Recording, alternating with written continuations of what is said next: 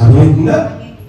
ఎఫెసీ పత్రిక 3 అధ్యాయాలు ఆయన పాపంలో అపరాధాల్లో చచ్చి పడి ఉన్న మనల్ని ఎలాగైనా ప్రేమించి ఆయన కృపచేత రక్షించాడో 3 అధ్యాయాలు యేసయ్య చేసిన పని.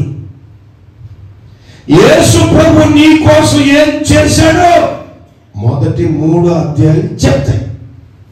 ఇక మిగిలిన 3 అధ్యాయాలు నువ్వేం చేస్తావు, యేసు ప్రభు కొరకు నువ్వేం చేస్తావు, అంతే. వెరీ సింపుల్ అండి. ఈ ఎఫెసీ పత్రిక గుర్తుపెట్టుకోవడం చాలా సింపుల్. 3 అధ్యాయాలేమో యేసయ్య మన కొరకు ఏం చేశాడో చెప్పుద్ది, మిగిలిన 3 అధ్యాయాలు నువ్వేం చేస్తావో అడుగుద్ది, అంతే. అర్థమవుతుంది? ఇప్పుడు అర్థమైంది కదండి. దేవునికి స్తోత్రం. హల్లెలూయా. సంఘములో ఉన్న తండ్రులారా మీరేం చేస్తారు? సంఘములో ఉన్న తండ్రులారా మీరేం చేస్తారు? స్త్రీలారా, పురుషులారా, పిల్లలారా మీరేం చేస్తారు? దేవునికి స్తోత్రం. నా దేవుని బిడ్డ, ఈ పత్రిక అంటే నాకు చాలా ఇంట్రెస్ట్ అండి. ప్రతి వాక్యాన్ని చదువుతూ ఉంటాను.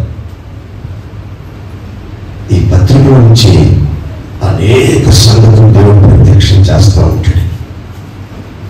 కనుక తప్పకుండా దేవుని పిల్లలుగా ఈ పత్రికల నుండి ఒక చిన్న మాట మనం చదువుకుందాం. అయితే వాక్యంలోకి వెళ్ళే ముందు ఈ మధ్య నేను కొంచెం మేము జాగ్రత్త చేయడం మాట చెప్పేటప్పుడు వాక్యంలో చదువుతాం. మరి వాక్యం చెప్పే కదా, దేవుడు వాక్యం, దేవుడు వాక్యమే దేవుడు, దేవుడే వాక్యం. వాక్యాన్ని వాక్యంగా స్వీకరించే మనసు ఉండాలి. తర్వాత చాలా మంది వాక్యాన్ని వింటారు, వాక్యం వినేది కాదు, అసలు వాక్యం వినేది కాదు, చేసేది చేయాలి. సేవకులు మనకు అలాగే చెప్తుంది, విశ్వాసులైన మీకు కూడా అలాగే చెప్తుంది. వాక్యం వినేది కాదు, మీరు సంతోషిస్తారు. చాలా మంది నాతోటే మాట్లాడాడు దేవుడు అని అంటారు. అబ్బా గొప్ప సత్యం చెప్పే పాస్టర్ గారు. నా ఇలాంటి మాటలకి నేను అస్సలు ఇష్టపడను. వాక్యము చెయ్యాలి, విన్న వాక్యాన్ని చెయ్యాలి. ఒక మాట చెప్పనా, విని చేయకపోతే వాళ్ళందరినీ యేసయ్య ఉన్నాడంటే పచ్చి మోసగాలు మీరు అన్నాడు.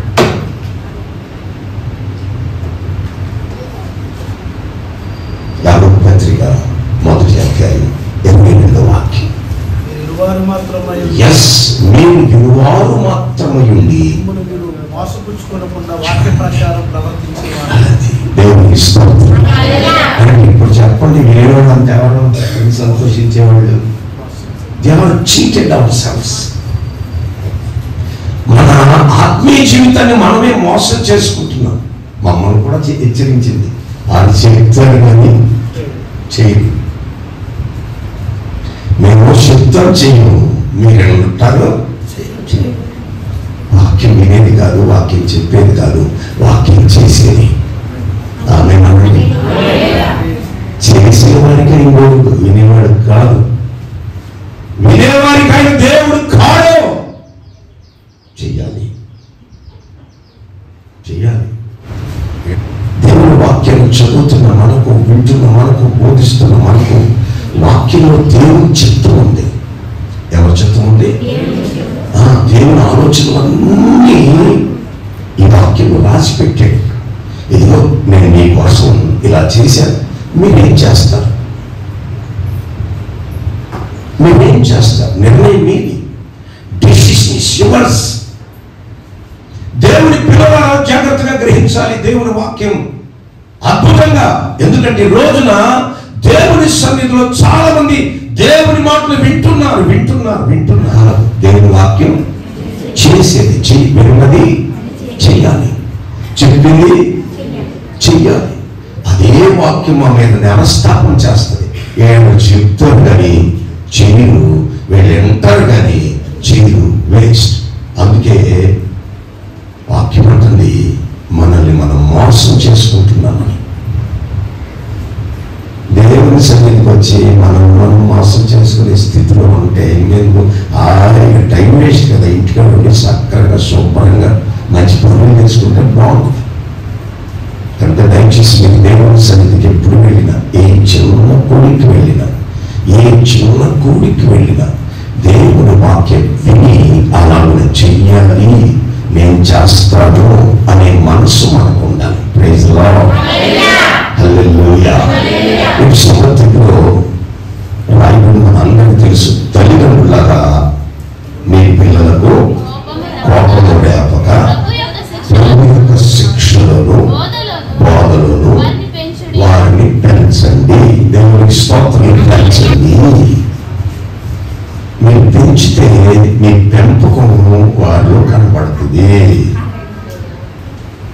మీరు పెంచితే మీ పెంపకం వారికి దీవెనగా మారుతుంది. ఈ రోజున తల్లిదండ్రులకు దేవుని వాక్యం, ముఖ్యంగా లోకంలో ఉన్న వారికి కాదు, క్రీస్తును కలిగిన యేసు ప్రభువును కలిగిన తల్లిదండ్రులు, బిడ్డల్ని కన్నా తల్లిదండ్రులకు దేవుని వాక్యం ఏమని చెప్తుందంటే, తప్పకుండా మీ పిల్లల్ని పెంచండి, క్రీస్తును పెంచండి. దేవునికి స్తోత్రం. దేవుల్లో పెంచండి.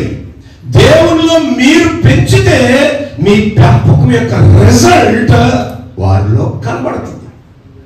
దేవుని బిడ్డలారా జాగ్రత్త.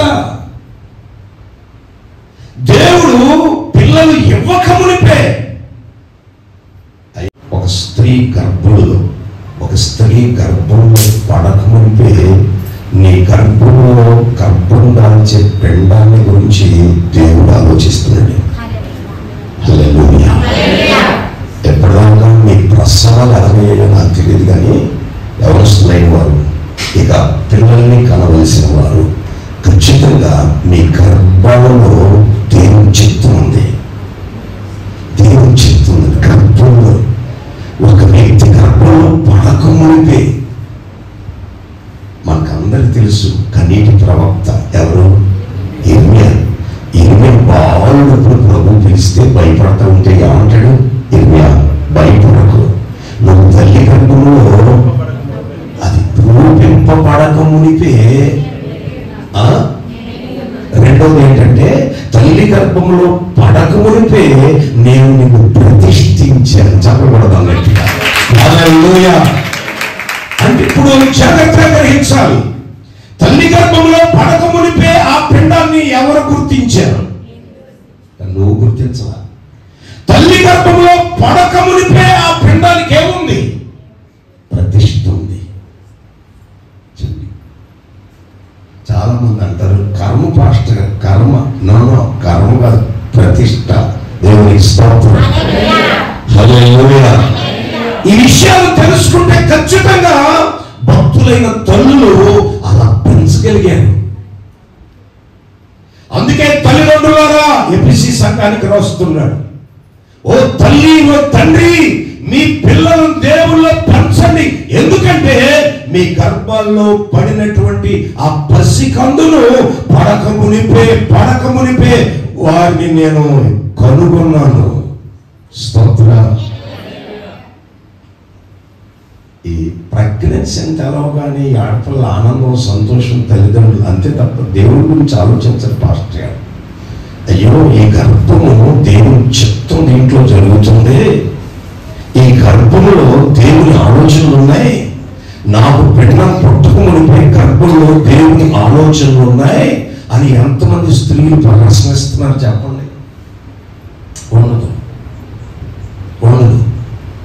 అందుకనే ఈ రోజు మొదలుకొని దైవజనులు మోసెస్ గారు ద్వారా నడిపించబడుతున్న ఈ సంఘటనలో గర్భవతులైన తల్లులు జ్ఞాపకం పెట్టుకోవాల్సింది ఏమిటంటే, మీ గర్భములో పిండముగా రూపింపబడక మునిపే మీ గర్భాల మీద దేవుని ఆలోచన ఉంది. స్తోత్రం. హల్లెలూయా. నేనంటాను, ఇర్మియా తల్లి గర్భంలోనికి ఇర్మియా వచ్చాక ముందు ప్రతిష్ఠ వచ్చిందా? అంతేగా, వెరీ క్లియర్గా చెప్పేస్తున్నాడు దేవుడు. చాలా క్లియర్గా చెప్తున్నాడు దేవుడు. యిర్మీయా, నువ్వు తల్లి గర్భములో రూపించబడక మునిపే నిన్ను నేను ప్రతిష్ఠించాను. స్తోత్రం. ఇప్పుడు యిర్మీయా అనే పిండంతో పాటు ప్రతిష్ఠ కూడా లోపలికి వచ్చేసింది, గర్భంలోకి వచ్చింది.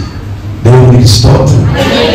చూడండి, చాలా మంది గర్భవతులతో గర్భం దాల్చకముందే వారి గర్భాల గురించి దేవుడు దూతొచ్చి మాట్లాడిన దాఖలాలు ఎన్నో ఉన్నాయి. ఈ రోజున దేవుని వాక్యం ఒక్కొక్క దూతే వచ్చి ఒక తల్లిని మారుస్తేనే అంత గొప్పవారు అయ్యారు కదా. దేవుని వాక్యం ప్రతి ఆదివారం దేవుడే మాట్లాడుతున్నాడు కదా. అందుకే వాక్యాన్ని వింటే కుదరదు, వాక్యాన్ని చేయాలి. స్తోత్రం. హల్లెలూయా.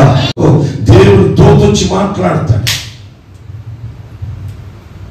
గుబ్రాలైన జకర్యా భార్య అయిన ఎలిజబెతులో ఒకడు పుడతాడు. అతను మార్గములను సరళము చేస్తాడు. దేవునికి స్తోత్రం. తల్లుల హృదయాలను పిల్లల తట్టు పిల్లల అంటే యోహాను బట్టి నాకు అర్థమైంది గారు, ఈ పిండాలుగా పడక మునిపే పని కూడా ఉందని అనుకుంటున్నాను నేను. అదే తల్లులారా, తండ్రులారా, అందుకే చెప్తున్నాడు, తల్లులారా ఈ విషయాలు గమనించండి. మనకు గర్భము ధరించినటువంటి ప్రతి స్త్రీ, ప్రతి తండ్రి, మీ గర్భాలలో ఉన్నటువంటి, మీ దాంపత్యంలో ఉన్న పుట్టినటువంటి ప్రతి బిడ్డ నా జీవితంలో అదే నెరవేరుతుందండి. నేను పుట్టక మునిపే మా నాన్నగారు ప్రార్థన చేసి నా పేరు సార్థకం అయిపోయిందండి. నా పేరు దాసన్న కదా అయిపోయింది. అసలు వాస్తవానికి యేసుదాసు, యేసుకు దాసుగా మనం పెట్టారండి ఈ పేరు. నాకు యేసుదాస్ మా తండ్రి. మా అక్క పుట్టిన తర్వాత 6 సంవత్సరాల పిల్లలు లేకపోతే మా తల్లిదండ్రులు చేసిన ప్రార్థన ఇదే, ప్రభువా ఒక కొడుకుని ఇస్తే నీ దాసుడు అవుతాడు. చూడండి, తెలియక నేను లోకంలోకి వెళ్ళిపోయాను. దేవుని పిల్లలారా, బాగా చదువుకున్నాను.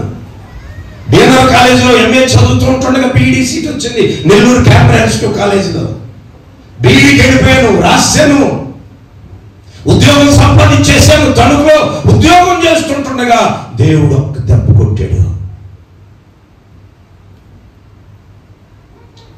బ్రింగ్ బ్యాక్ చేశాను. దేవుడు బిడ్డలారా జాగ్రత్తగా గ్రహించాలి.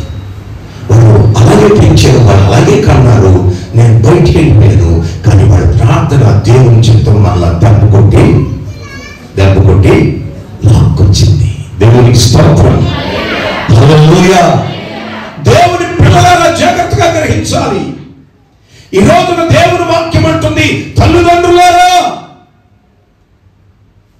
క్రైస్తవ్యంలోనే ఈ గొప్ప ఆనందం ఉందండి, ఈ గొప్ప అడ్వాన్స్ ఇన్ఫర్మేషన్ ఉందండి. అందరూ పుట్టారు పూజలు చేస్తారు, గర్భం ధరించారు పూజలు చేస్తారు. మనకైతే గర్భంలో పడక మునిపే పనిని సిద్ధం చేసిన దేవుడు. చెప్పండి గట్టిగా, స్తోత్రం చెప్పండి. హల్లెలూయా. దేవుని బిడ్డ, స్త్రీ గర్భం అంటే సామాన్యమైన సంగతి కాదు. స్త్రీ గర్భం అంటే దేవుని ఆలోచన గుహేమో అనుకుంటాను నేను.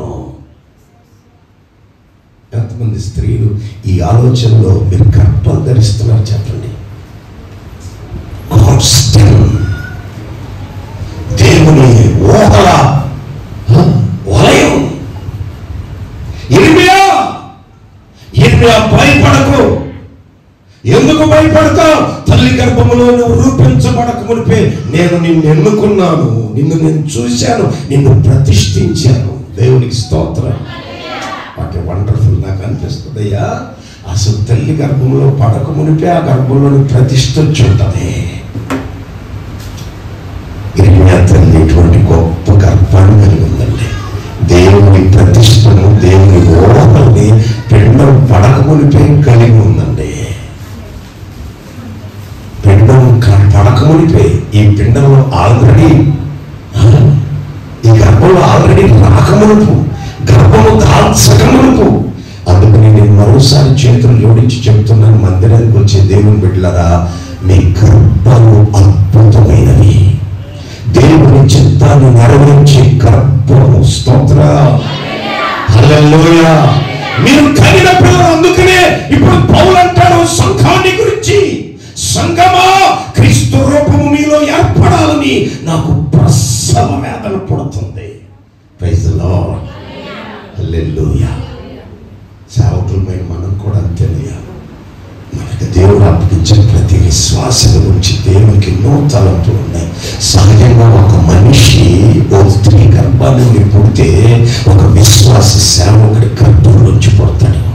ప్రైజ్ ది లార్డ్, హల్లెలూయా. దేవుని బిడ్డలారా, ఇక్కడ కూర్చున్న జనం ఒట్టినే కూర్చోలేదు. దైవజనుడు మోసెస్ గారు, అమ్మగారు ఎంతో ప్రార్థన చేసి కట్టుబట్టలతో ఉంచి, తినడానికి తిండి లేకపోతే వీధులంతా తిరిగి సాయంత్రం ఇంటికి వచ్చి ఏమీ లేక బాధపడుతూ, భోజనం లేక, బట్ట లేక, ఆశ్రయం లేక, అడుక్కోలేక నానా తంటాలు పడిపోయి ఉంటుంది. ఈ గర్భం, వారి కడుపు, దానిలోంచి కదా మీరు పుట్టింది. దేవునికి స్తోత్రం. కనుక దేవుని పిల్లలారా, అందుకనే వాక్యం ఎక్కువ చెప్పడం. అయితే విషయం ఏంటంటే, ఇక్కడ రాయబడిన మాట ఏంటంటే, తల్లిదండ్రులారా మీ పిల్లలకు కోపము రేపక శిక్షలను పెంచుడి. ఆడి మీదంటే కర్మను పాస్టర్, కర్మ నేను అంటాను, కర్మను కడుపును పెట్టుకున్నావా, కర్మను గర్భం ధరించావా? కష్టపడి మీ దాంపత్యం ద్వారా కర్మ వచ్చిందా మీ గర్భంలోనికి? ఎంత చేతకాని మాటలు, ఎంత తెలియని మాటలు. కర్మ పాస్టర్ గారు కర్మలో కాలిపోయిందండి. చాలా మంది చెప్తారు తల్లిదండ్రులు, కర్మ కాదండి, దేవుని కర్తవ్యాన్ని తెలుసుకోక. అది అందుకే తండ్రులారా, తల్లులారా, మీ పిల్లలు ఎలా పెంచాలో అలా పెంచండి. అలా పెంచని బ్రతులే కర్మగా మారిపోతాయి. పెంచని పరిస్థితులు వస్తాయి. వాస్తవమే. మీకు మోషే దినాల గురించి చిన్న మాట చెప్పేసి ముగిస్తాను. మోషే దినాలు ఎంత భయంకరమైన దినాలండి. మోషే పుట్టినప్పుడు కదా, హెబ్రీయుల్లో, యూదుల్లో ఎవరైనా మగపిల్లాడు పుడితే ఏం చేయాలి? ఎక్కడ? పురుటి పీటల మీదే చంపేయాలి. చూడండి, ఇంకా అంతతోనే ఆగిపోయిన చట్టం. ఒక చట్టం ఫాలో చేశాడు. ఆ చట్టం ఏంటంటే 2 సంవత్సరాల లోపు మగపిల్లలందరినీ నైల్ నదిలో పడేయాలి. ఎవరు పడేయాలి? సాతాను చట్టం చూసారా ఎలా ఉందో? మనోడు తెలియక అంతే.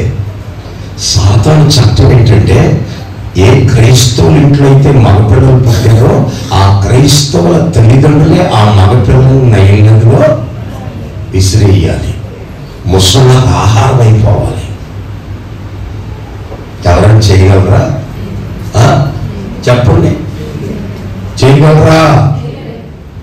3వ అడుగుతున్నాను, చేయగలమా? నిర్దాక్షిణ్యంగా మీరు చేస్తున్నారు. ఆల్రెడీ మీ పిల్లలు పడేశారు. మన పిల్లలు పడేశాం, నైల్ నదిలో పడేశాం. కర్మ కర్మ కర్మ కర్మ అంటున్న ప్రతి తల్లిదండ్రి ఇప్పుడు తీసుకెళ్ళి ఎక్కడ వేసినట్టు?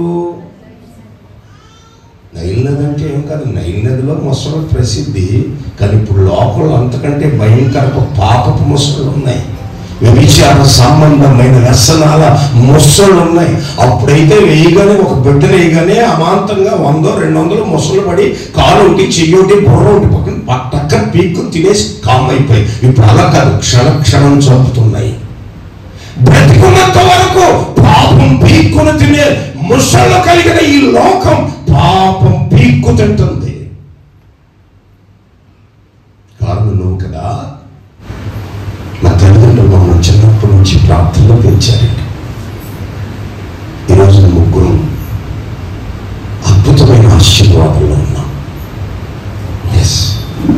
ధనవంతులకి మనకి తేడా ఏంటంటే, ఈ భూమి మీద ధనవంతులకి ధనంలో ఆనందిస్తారు, ఐశ్వర్యంలో ఆనందిస్తారు. మనము ఆ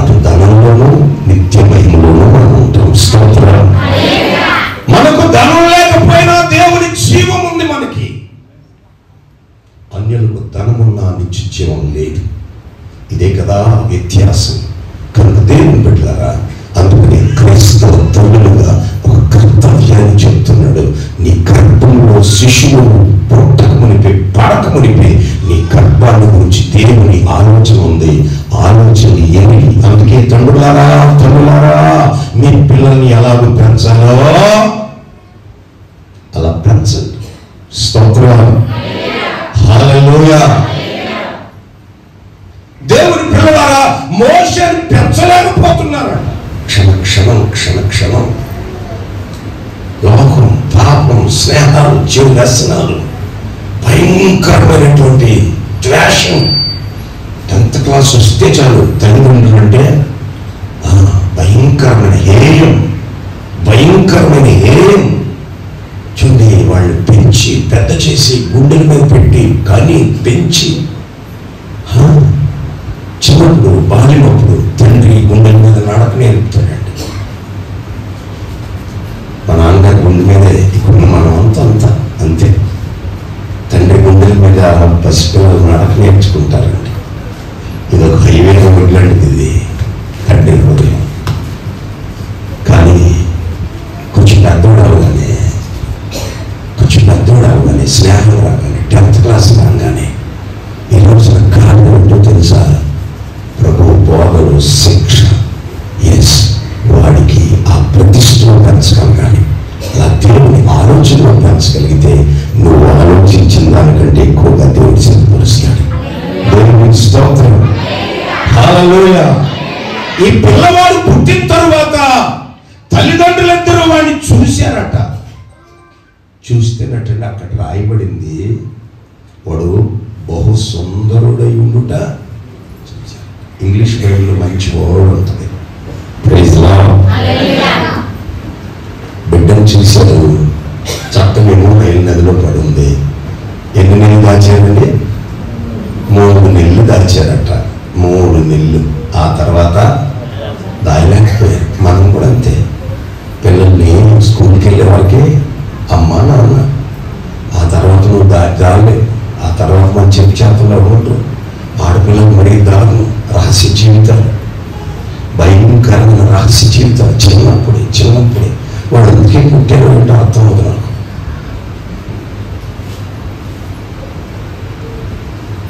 తల్లిదండ్రులే పాడు చేసి అందుకని తల్లిదండ్రులారా ఎలా పెంచాలో అలా పెంచండి. దేవునికి స్తోత్రం కలుగుతుంది.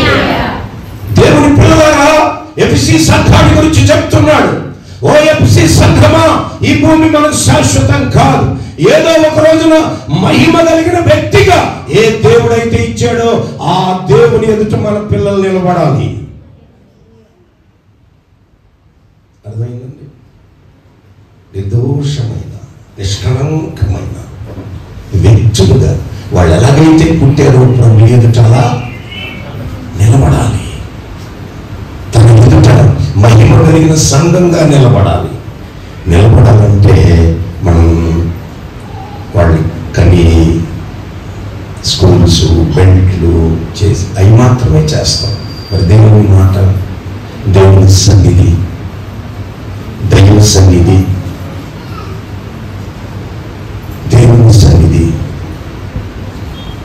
చూడండి. అసలు మోషే పుట్టిన తర్వాత ఆ పరిస్థితుల్లో 3 నెలలు ఎలా దాచారు? అసలు 3 నెలలు ఎలా దాచుంటారు? అసలు గర్భం ధరించగానే ఆ వీధిలో, గొర్షేను అనే వీధిలో రాజభటులు సంచారం చేస్తారు. ఓ చట్టం పట్టుకుని తిరుగుతున్నారు. హెబ్రీ మంత్రస్వాములకు ఆజ్ఞాపించారు. సరే, వాళ్ళు అలాగా హెబ్రీలు కనుక వాళ్ళు దయ కలిగి ఉంటారు, దేవునికి భయపడి ఉంటారు. అక్కడ రాయబడిన దేవునికి భయపడ్డారని. మరి వీళ్ళు కదా, ఏ ఇంట్లో కొడుకు పుట్టినా వెంటనే తెలిసిపోద్దిగా. ఏ ఇంట్లో ఎవరు పుట్టారో సెన్సస్ వచ్చేస్తాయిగా. సెన్సస్ రాసుకుంటారు కదా. ఆడపిల్ల, మగపిల్లడా అంటే ఏం చెప్పుకుంటారు? మోషే తండ్రి, తల్లి అమరాము, రుకోబెత్తులు, వాళ్ళు ఏం చెప్పుకుంటారు అయ్యారు కదా? ఏం చెప్పుకుంటారు? సెన్సస్ వారు వస్తారు, 3 నెలల్లో ఖచ్చితంగా ఒక వ్యక్తి, అసలు ఎవరైనా గర్భం ధరిస్తేనే ఇన్ఫర్మేషన్ వెళ్తుంది ముందు. ఆశా వర్కర్స్, అప్పుడు ఫరో వర్కర్స్ తిరుగుతున్నారు, ఇప్పుడు ఫరో వర్కర్స్ అసుకుంటారు కదా, చూస్తారు ఈ అమ్మాయి గర్భవతి, కొడుకు పుడితే ఖచ్చితంగా మంత్రసాన్ని చంపేయాలి, ఆర్డర్ వేసేసి ఇంటికంటే ఇచ్చేసి వెళ్ళిపోయారు నోటీసు. అది అటువంటి దినాలు. నిర్గమాకాండం 2వ అధ్యాయం అనుకుంటా, చూడండి మొదటి నుంచి చదువు. మొదటి లేవి వంశస్థుడు ఒకడు వెళ్ళి చేసుకొనెను, ఆ స్త్రీ గర్భవతి అయి కుమారుని కని వాడు సుందరుడై ఉండుట చూచి 3 నెలలు వానిని దాచెను. తరువాత అది దాచారు, దాచలేకపోయారు. 2 విషయాలు. 3 నెలలే దాయగలిగారు, ఆ తర్వాత దాయలేని పరిస్థితులు. దేవుని బిడ్డలారా, 3 నెలలు ఎలా సాధ్యమైంది? 3 నెలలు.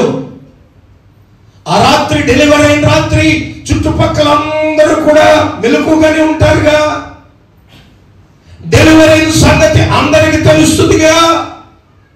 అసలు ఎంత మేనేజ్ చేసి ఉంటారండి, చుట్టుపక్కల కాళ్ళకి ముందే చెప్పేసి ఉంటారు, ఇదిగో మీకు మగపిల్లడు పడితే నేను చెప్తున్నాను, నా మగపిల్లడు పడితే నేను చెప్పద్దు. అంతేగా, దేవునికి స్తోత్రం. ఎందుకంటే అక్కడ రాయబడింది దాచారు అనే దానికోసం ఆలోచించారు. ఎలా దాయగలిగారు, ఎలా సాధ్యమైంది? దేవుని బిడ్డ చూడండి, పుట్టబోయే బిడ్డ కోసం ఈ తల్లిదండ్రులు ఎంత పట్టుదలగా ఉన్నారు.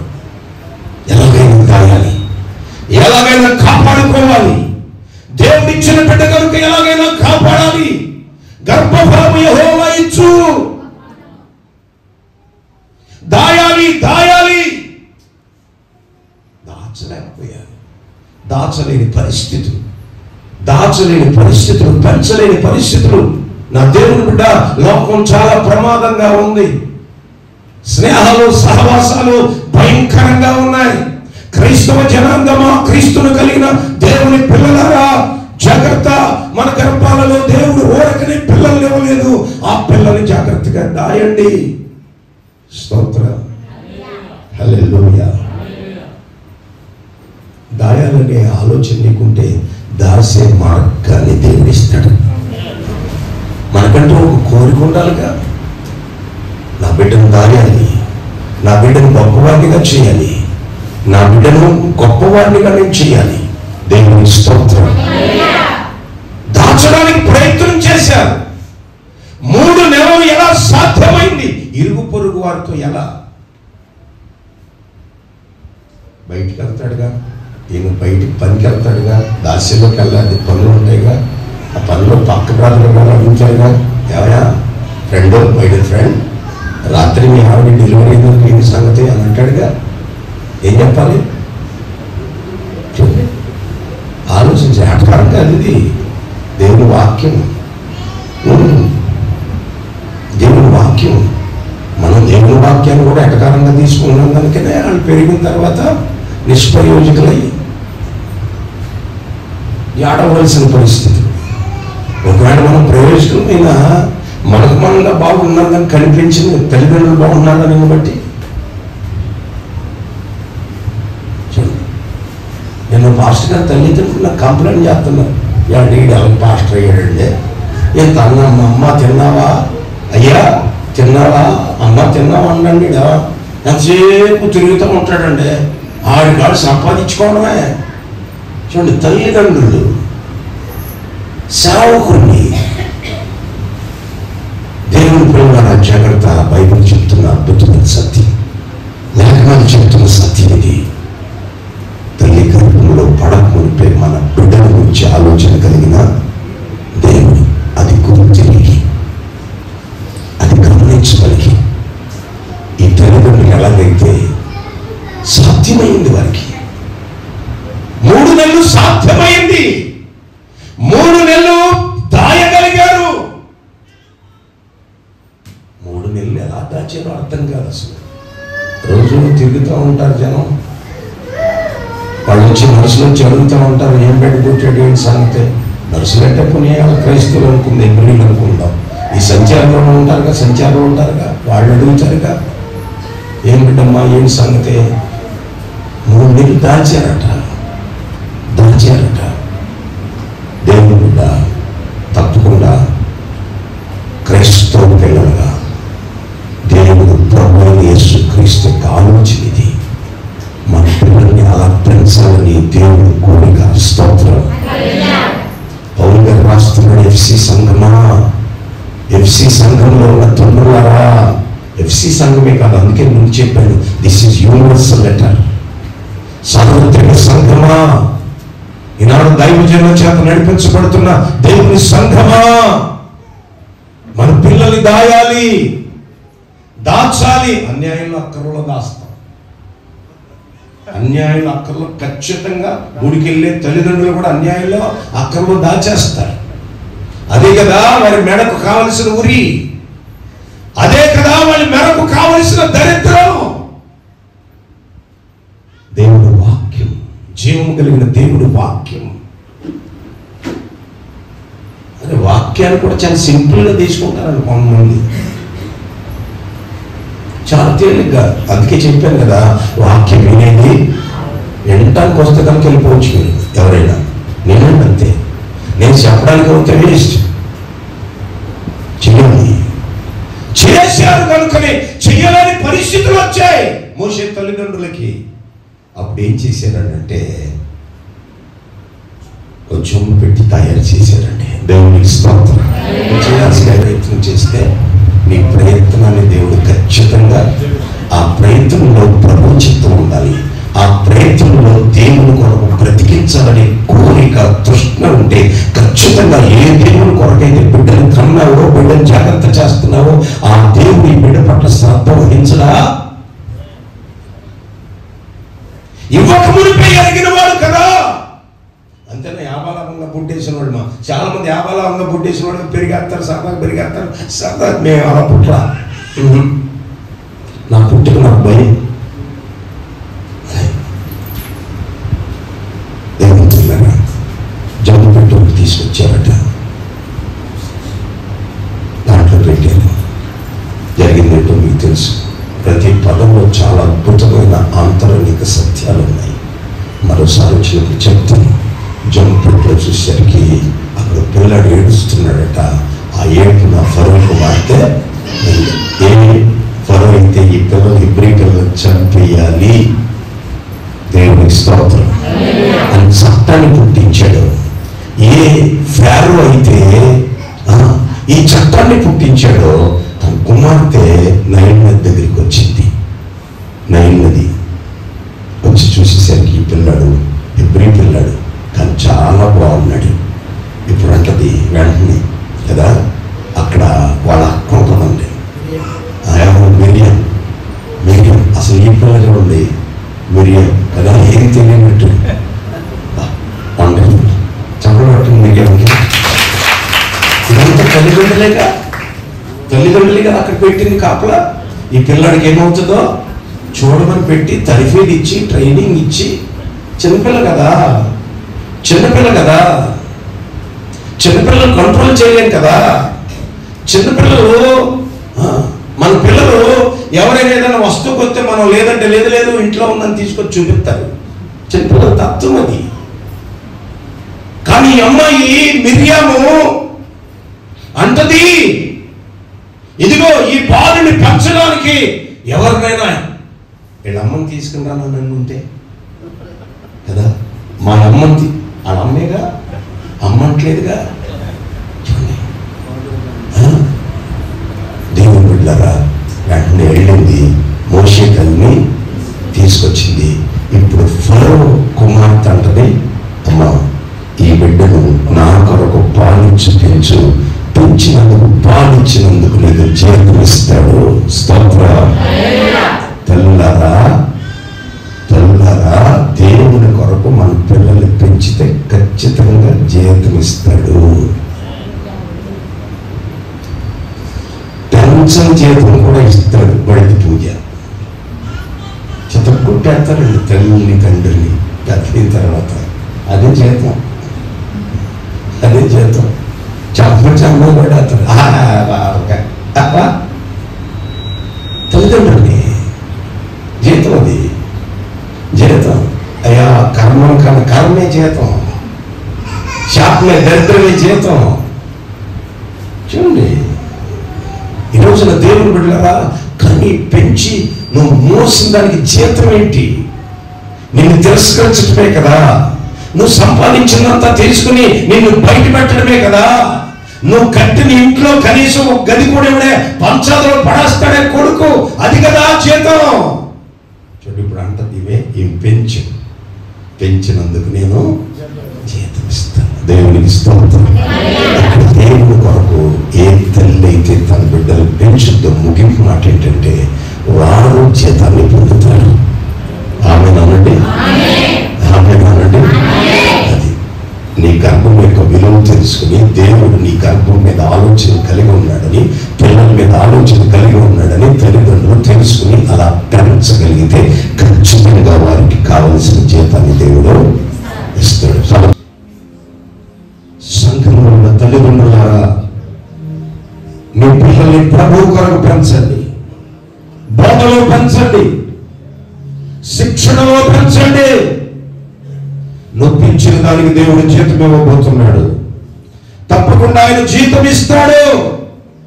తగిన జీతం పొందినట్లుగా ఎవరు దేవుని కొరకు పెంచుతారో వారి కొరకు దేవుని దగ్గర జీతం ఉందనే సంగతిని జ్ఞాపకం చేసుకుందాం. ఎస్, అలాగే సేవకులమైన మనకు కూడా దేవుడు మనకిచ్చిన సంఘ పిల్లల్ని పెంచే దాన్ని బట్టి తప్పకుండా మనకు జీవితం ఉంది.